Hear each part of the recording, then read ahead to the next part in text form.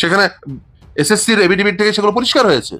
মানে এই দুর্নীতি যেগুলো ধরা পড়েছে এর বাইরেও অনেক দুর্নীতি রয়েছে, যে শুধুমাত্র সাদা খাতা আর ওই ওএমআর শিটের মার্কস ম্যানিপুলেশন না, ratio violation, reservation policy maintain করা হয়নি, বহুস্তরীয় দুর্নীতি।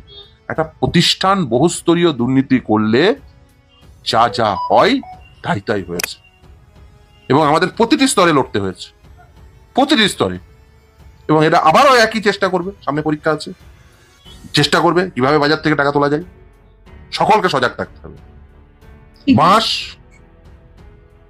ল্যাম্পপোস্ট, দড়ি এসব ভালো করে রেখে দেবেন, আর এরকম সাইজের বাঁশ কাটবেন, কেটে ভালো করে, এখন কড়া রোদ আছে, এই কড়া রোদে শুকিয়ে রেখে দেবেন।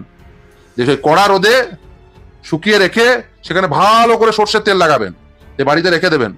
যারা ওই বাইক নিয়ে এসে, ওই গাড়ি নিয়ে এসে বলবে হ্যাঁ তোমার ছেলে আছে বা তোমার মেয়ে আছে,